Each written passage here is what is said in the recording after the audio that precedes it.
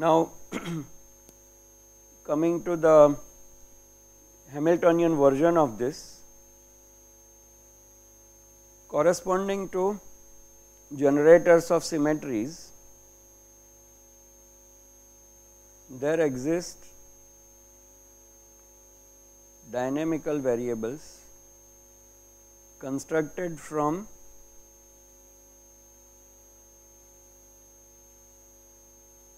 canonical variables P and Q, such that the symmetries are,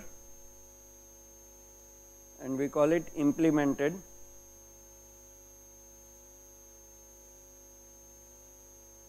on the phase space.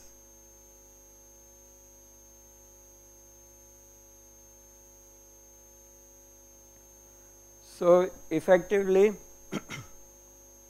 the phase space of canonical mechanics becomes the carrier space of the symmetries.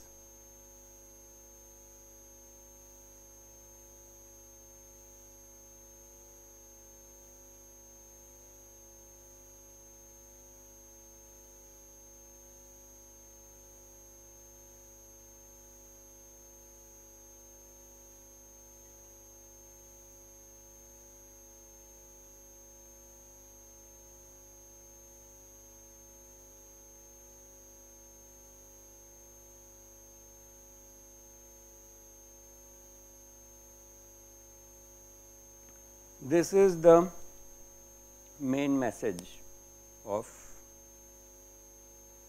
classical story of symmetries and physics, and there is a book by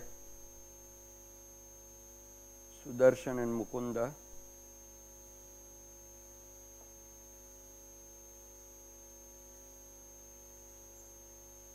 which is all about that. So, in symbols,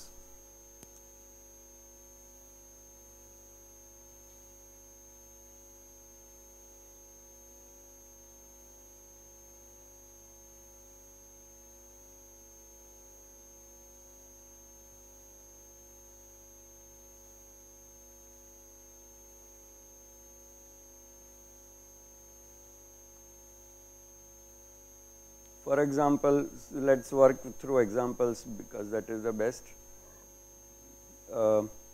Delta R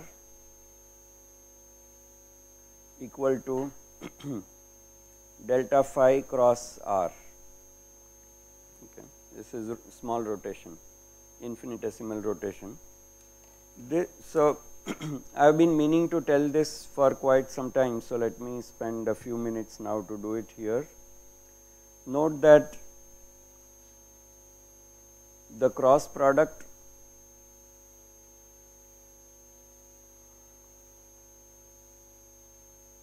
is actually rank 2 antisymmetric tensor.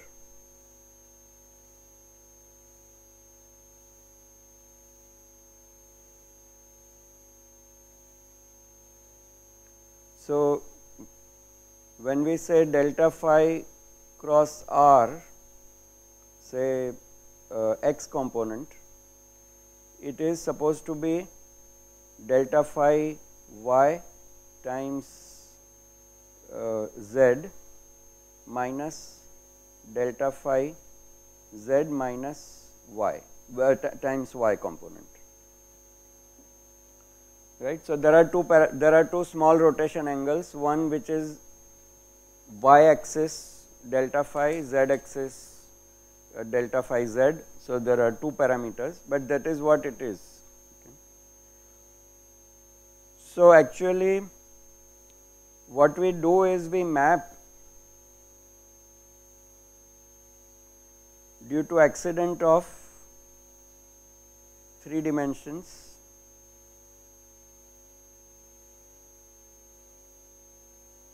we have available the Levi-Civita tensor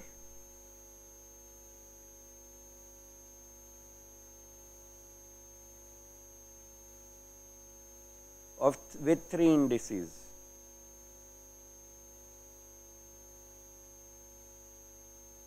in any number of dimensions you can write the corresponding epsilon tensor, but it will have that many indices. It is the completely antisymmetric tensor in that many number of dimensions. Its geometric interpretation is that it is the volume element.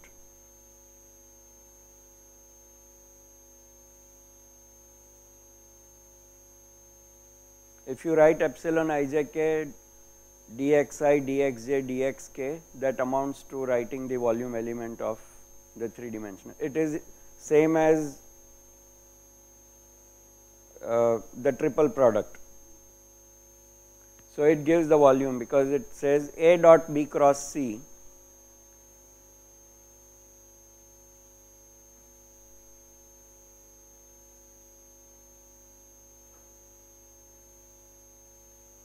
So when I do B cross C, I get something here.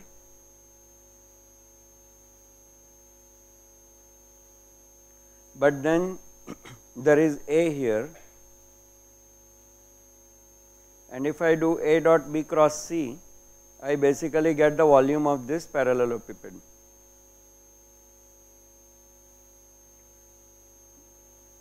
B cross C, sorry, B cross C will produce BC sine of the angle between them. So that will anyway. So this basic, and that is exactly what this will be same as epsilon ijk ai bj ck. But now the point is that using the epsilon, we can convert any antisymmetric tensor into a vector, a pseudo vector. Okay.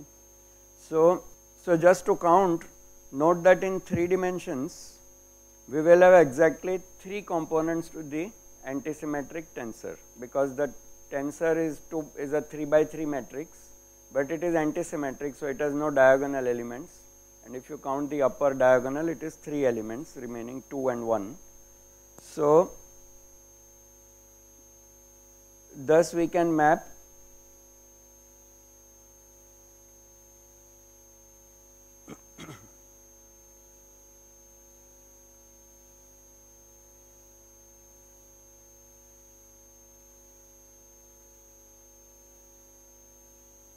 an antisymmetric tensor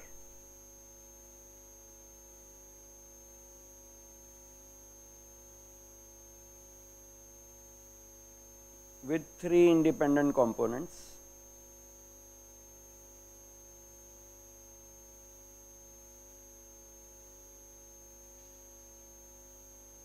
And it gets mapped into 3 vector like looking components, and we put a factor half because it will double count.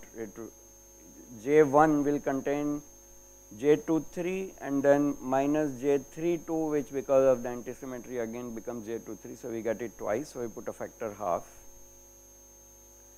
And we can check that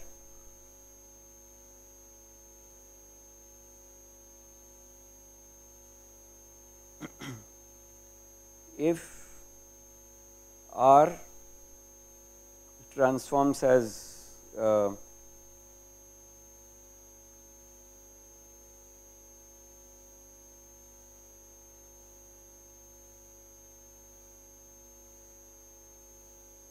then L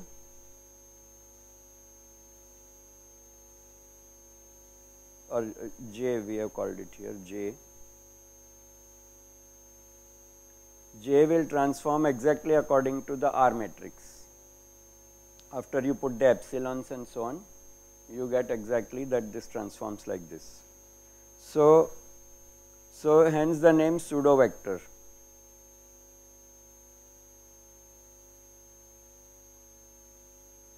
Because it will be seen to transform according to R, but if you flip the coordinates, then because both R and P will change sign, J will not change sign. So it is called a pseudo vector. So coming back, corresponding to the 3 quantities,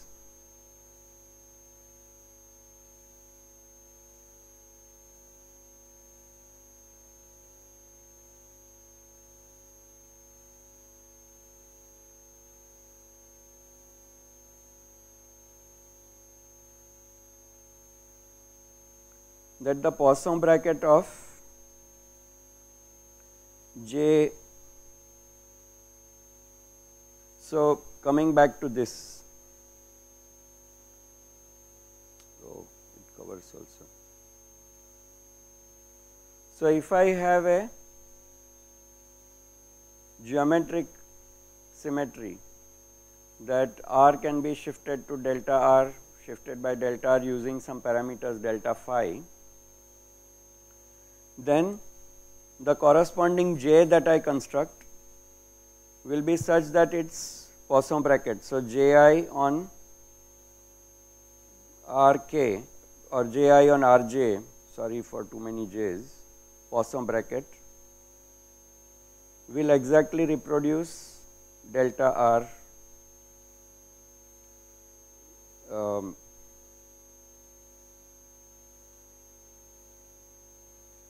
delta Ri and times whatever the effect of this is going to be. So probably a delta Ij.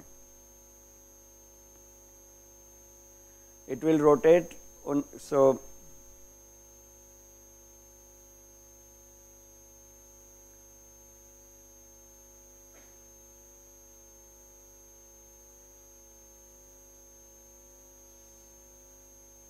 times delta J, okay, that's enough, right, okay. So if I take the, so here I have the, these are the parameters of the transformation cement. I hope this is, it's okay, no, you are keeping track of this. So I have the geometric transformation is delta R goes to, is related to R, proportional to R with parameters delta phi. Now I take the corresponding conserved quantity, which is the angular momentum, and supply the same parameters.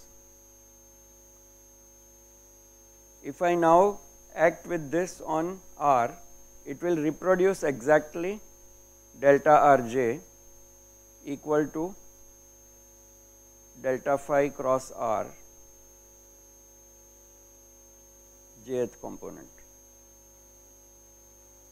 Okay. That is the statement of it being implemented in the canonical sense. So we can check this. Let us try out one thing. So suppose I take, but it's much easier to do in quantum mechanics because you only have to compute commutators. But in any case, here also it is okay. So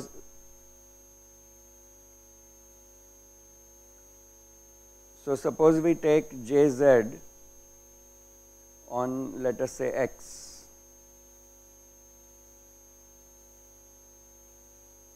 I keep writing this because the curly brackets have begun to have connotations of spinor anti-commutator in quantum mechanics. So just to remind ourselves that we are with the classical canonical mechanics, we write this. So this is equal to Jz is equal to ypx minus xpy commutator Poisson bracket x. So do we have it? So we are trying to check this action of Jz on x. So we put the generator Jz. Now we use just the properties of the Poisson bracket because the bracket has essentially linearity and distributivity.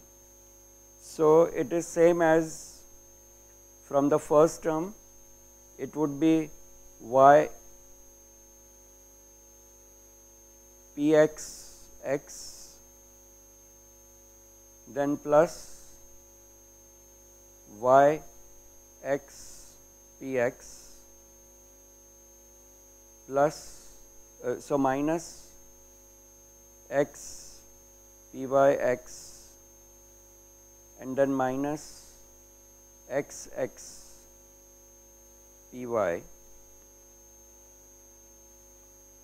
but all of these will vanish because yx Poisson bracket x with a canonical variable not conjugate to it, all of these are 0.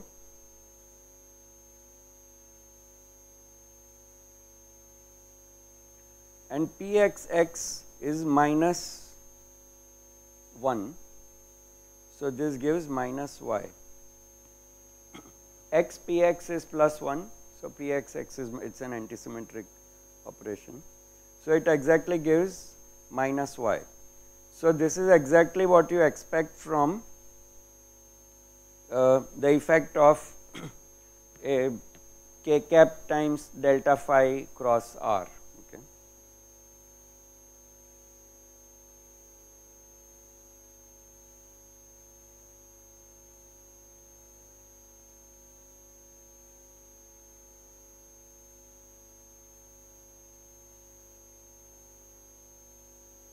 I kept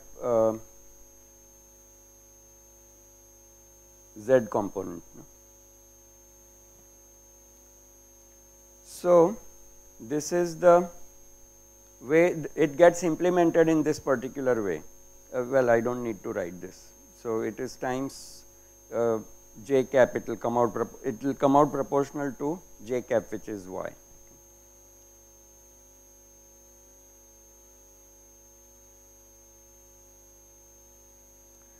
Now,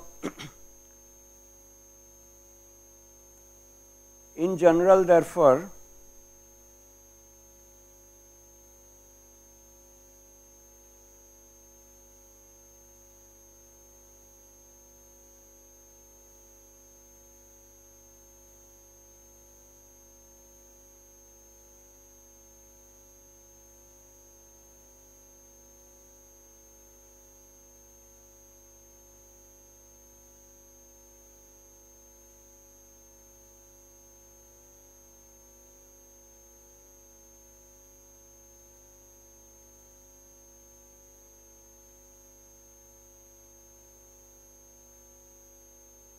and let us list these with some other labels. So, it is some internal label. These are not the canonical labels.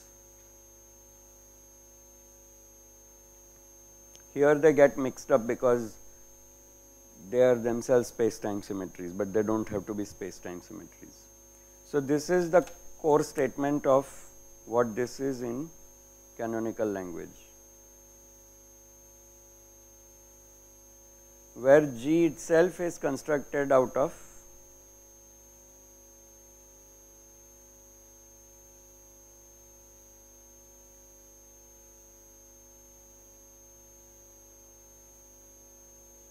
the canonical variables.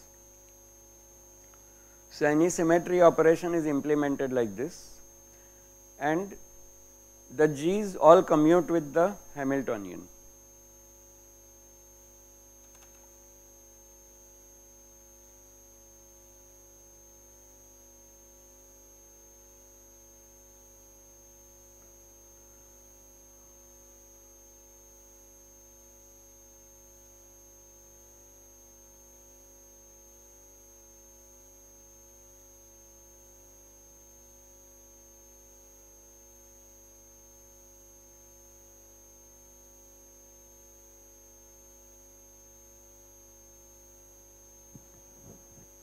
Yeah, so I think basically once you have this zx, because the internal index I became same as an external index. So, this becomes a zx, which is why we got y, or that is why the j cap by j cap I mean the zx component. Okay. So, finally we come to symmetries in quantum mechanics.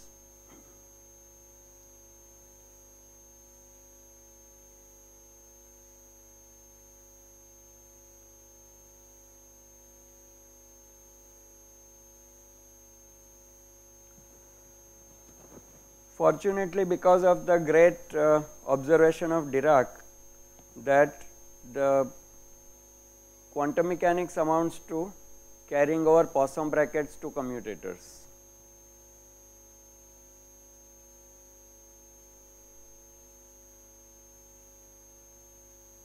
Sorry. So, commutator goes to I h cross times this, and that becomes equal to the quantum commutator,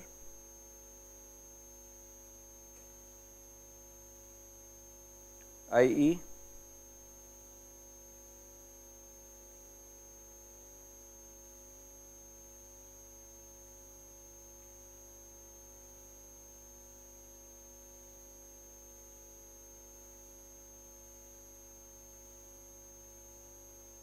the corresponding Poisson bracket. Okay. And this is in general true for any variables, but the strategy is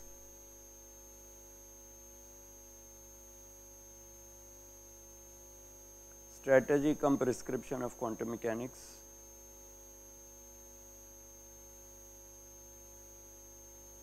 Express all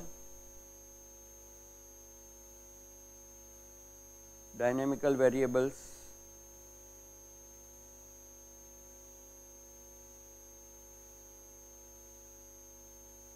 in terms of the canonical ones.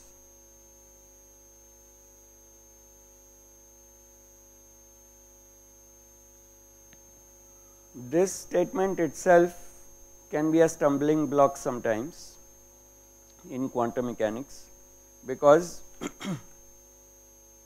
you may encounter new observables for which there is no canonical description.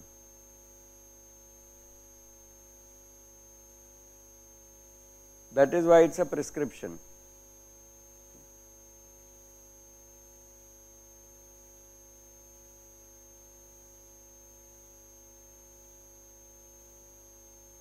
And a prime example of this is spin, intrinsic spin.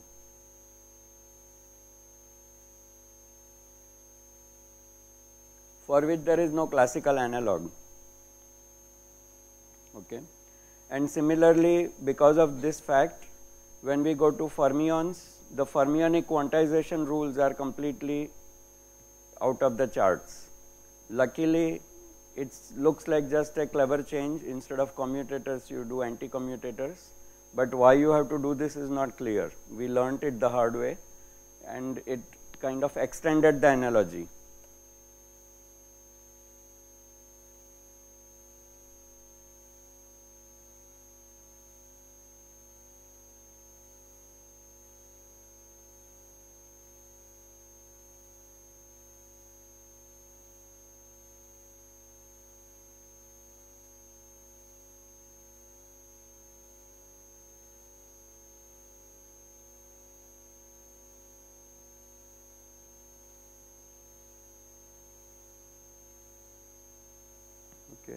The anti-commutators ensure Pauli exclusion principle and everything, but it is something auxiliary that didn't come out of the simple prescription.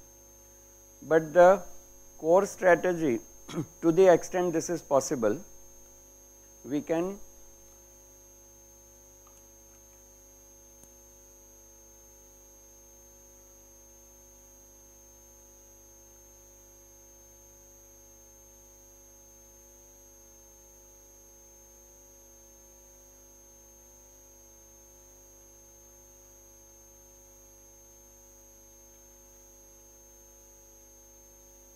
bosonic or fermionic.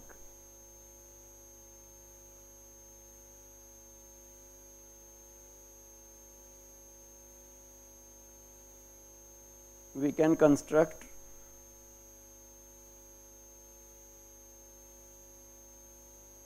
Gi out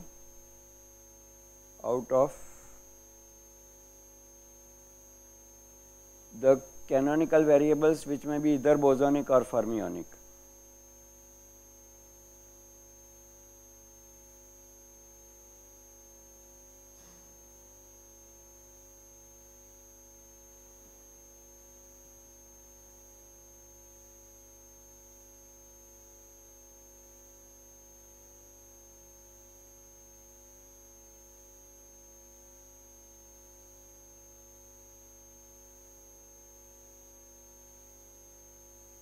And the general statement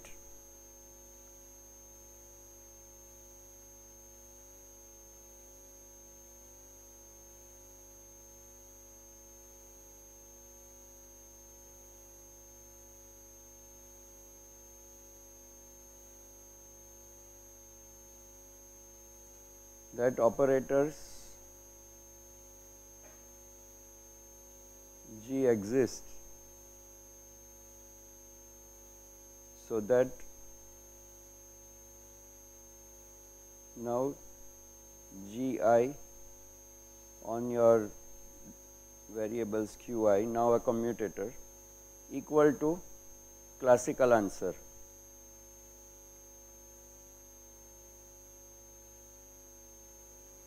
Okay.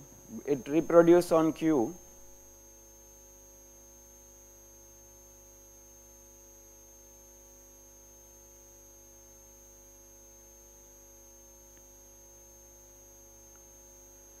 Wigner also, so the same thing that we wrote about J acting on this, now using commutators, but because of the analogy with Poisson bracket, the calculation exactly remains the same, and then you get the same answer. But the exception is that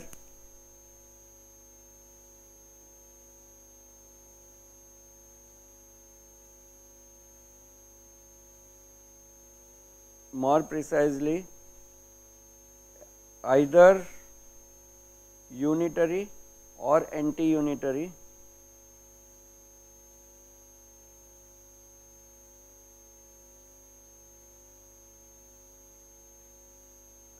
operators exist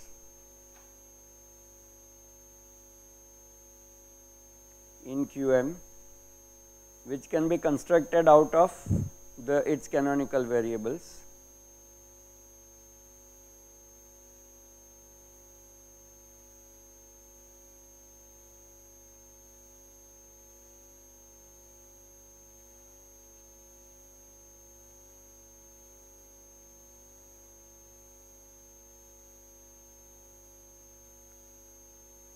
So that above implementation works.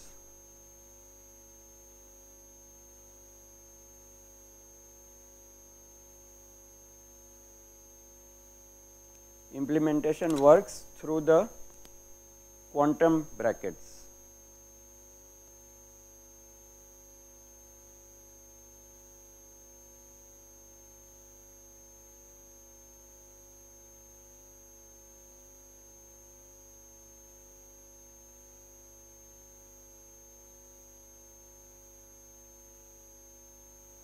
So the quantum variables now become the carrier space of the quantum symmetries. We need not write that. There are lot of intricacies that arise when we go further with this, but for the time being I will leave it at this, that it works like this in quantum mechanics almost exactly the same way it works for the classical system, provided you keep track of the canonical variables.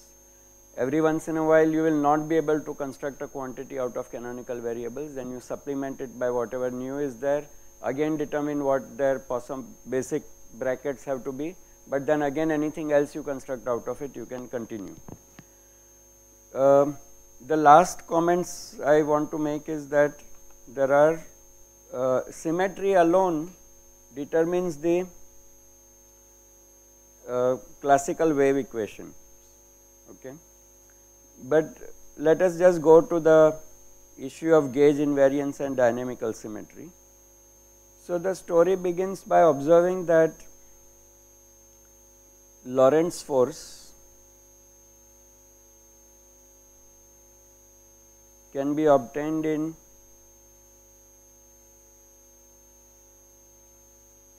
canonical framework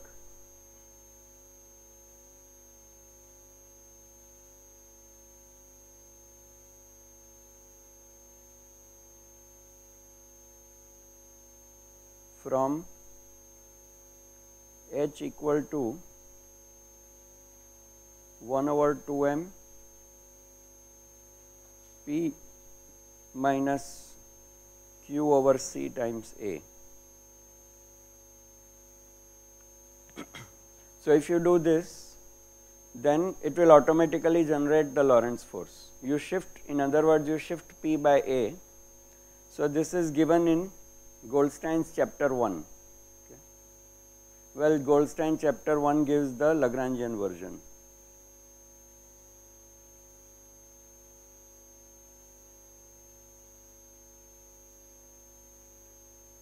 but you will see it's same thing, it's q dot minus q over c a, then you find the canonical quantities, they become like this. So in quantum mechanics, expect that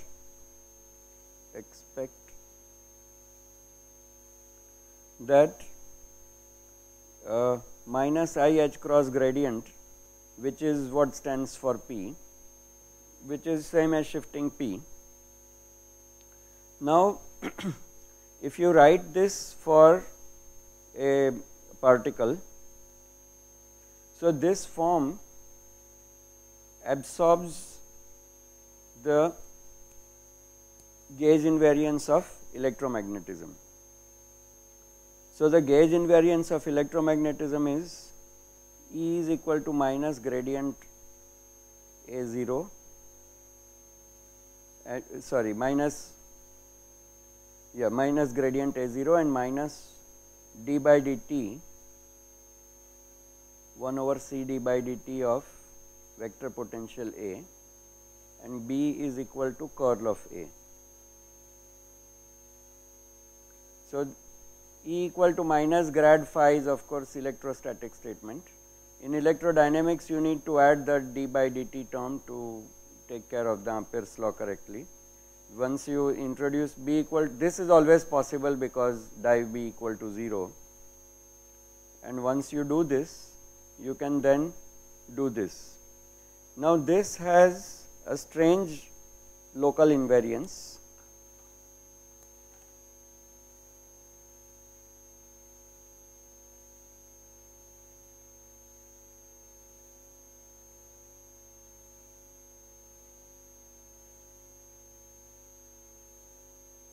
Term given by Hermann Weyl, which is that if I change A to old A minus the gradient of some lambda of x and t, and change A0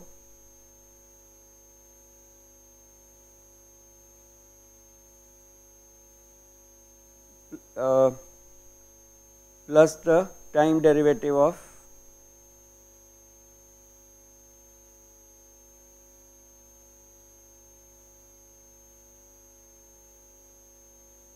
then we can make these two get compensated here. Okay, so 1 over c d by dt of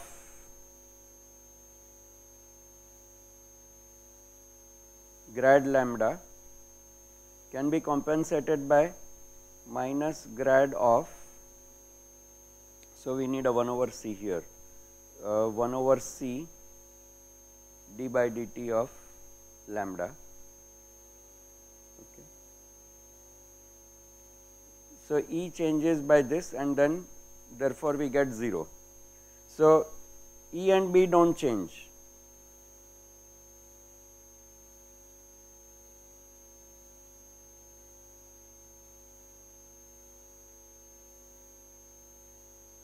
This is why Dirac called Weyl a genius he fears.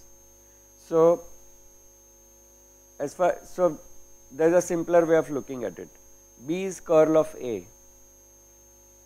It is obvious that A is going to remain ambiguous, because to A I can add gradient of any scalar, and because curl of a grad is always 0, that gradient can always be added. So that much is somewhat simpler. But that there is this combined gauge invariance where you also shift E by time derivative of A and shift the scalar potential by this, makes for a larger gauge invariance where there is a space time dependent degree of freedom.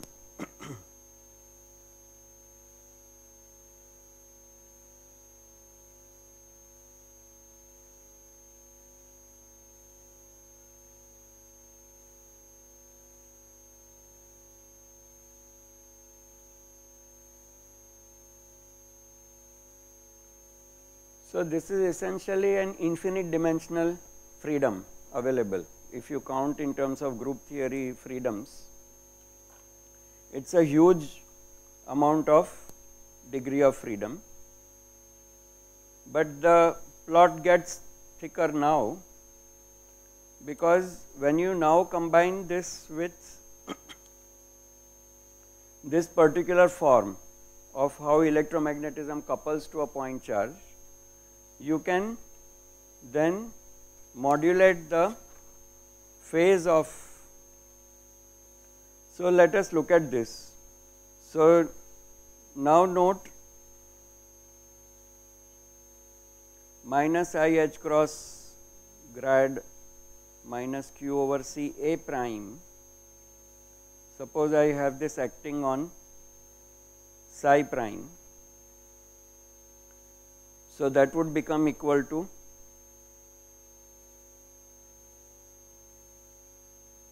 so I am looking for what should be psi prime,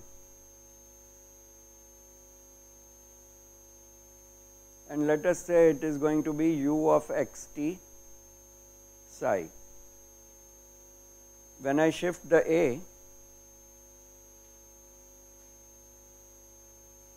q over c into a minus gradient lambda u of x t psi, that is what it will become. So this we do not know what u to put there. If I do this gauge transformation on A fields, what should I do to psi prime so that my Hamiltonian does not change? Remember that the physical electromagnetism is not changing when I change the A like this. So I have to somehow compensate it by changing, identify what change in psi to do this.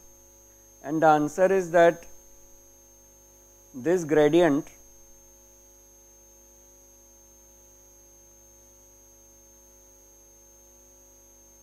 u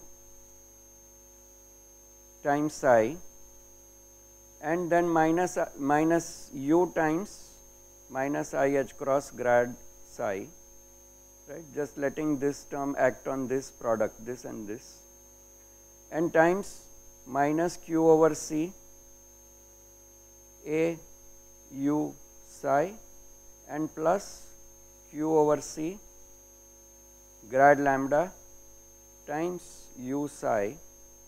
All of this has to remain the same. Now it has to look like the older version of the Lagrangian.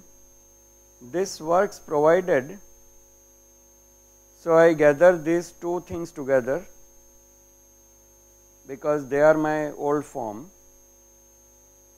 They are equal to u times minus I h cross grad psi, and these are can be taken out. U is some overall factor. Here there is no derivative involved, so I can take this u out and it remains inside minus q over c a psi, right. But then these two I should get them to cancel. So there is a plus sign here. I can get them to cancel provided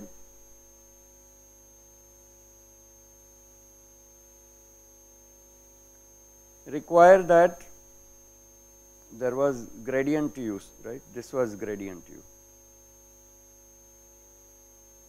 I h cross grad acting on u first and then grad acting on psi. So this means that minus I h cross grad u should be equal to or plus this equal to q over c, taking this on the other side, q over c grad lambda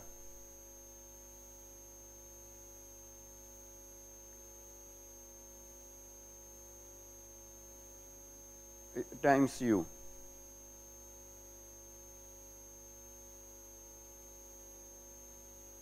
Okay. This can be achieved if you notice that u should be equal to e raised to, so you can put this u below here and think of this as log. So then it becomes equal to e raised to minus I h cross q over c times lambda will solve this.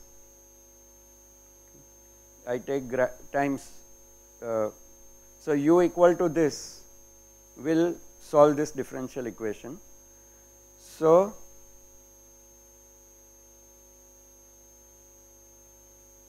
is plus sign or minus sign? Plus. No, so we made a mistake. So we need to do a little board work. So du, very roughly speaking, du over u equal to minus I q over h cross c, right?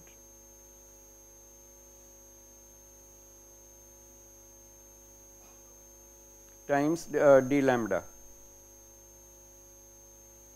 So ln u equal to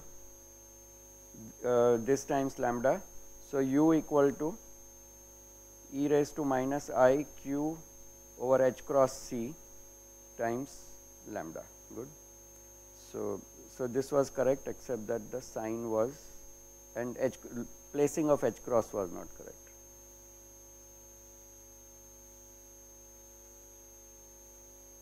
So I pick a u of t psi prime of x t equal to x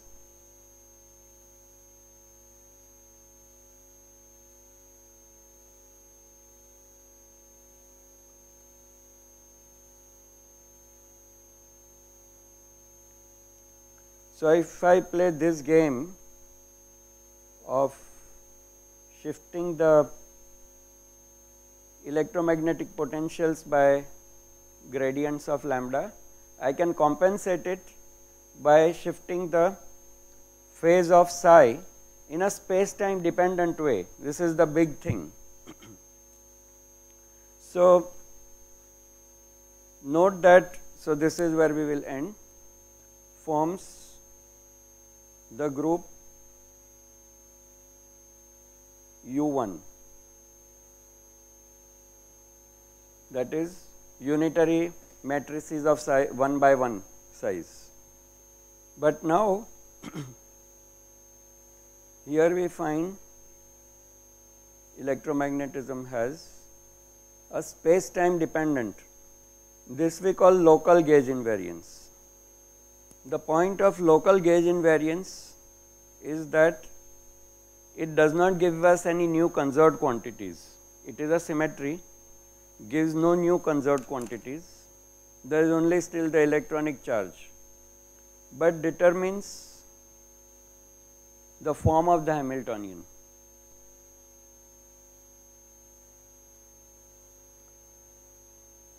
Oh, great.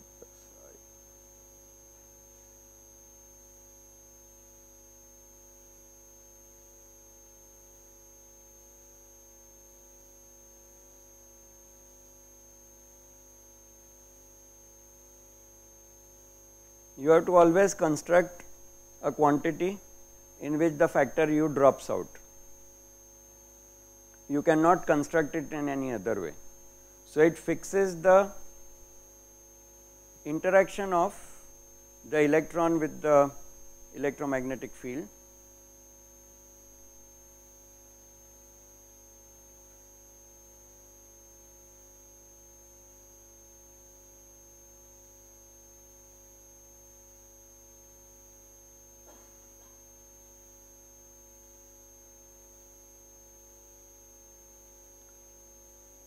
And therefore called dynamical symmetry.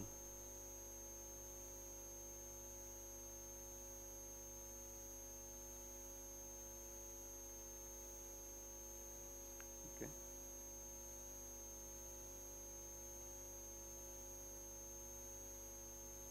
And the greatest news of 20th century is that the weak force, strong force all follow the same rule.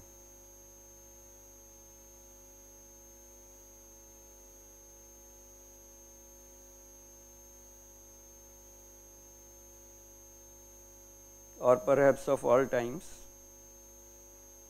If there are only 4 forces of nature, we have finished the story now.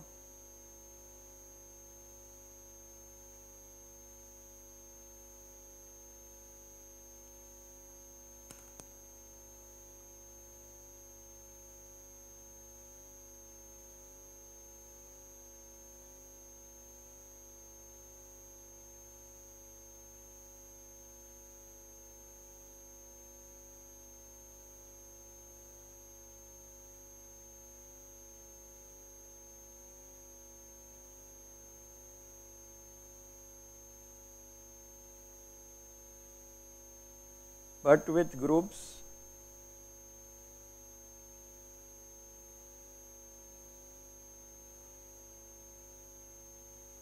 SU3 color, so then there are 8 photons, there are 8 gauge potentials cross so called SU2 left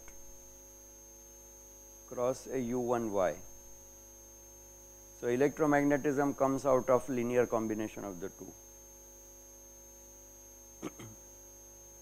The U1 of electromagnetism is linear combination of those two, but this SU2 acts on the doublet of electron and neutrino, and SU3 acts on the quarks, triplet of quarks.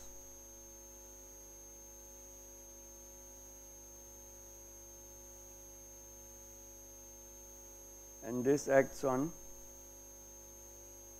left-handed neutrino and the left part of electron, left projection of electron. It does not affect right projection of the electron. So, it is slightly strange theory, but this is how it is. Okay. But the dynamics is completely fixed by these, and with 3 couplings,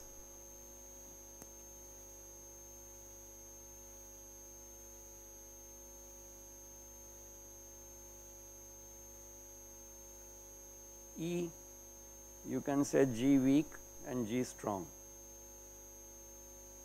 So, just those 3 numbers fix everything that you have in terms of interactions.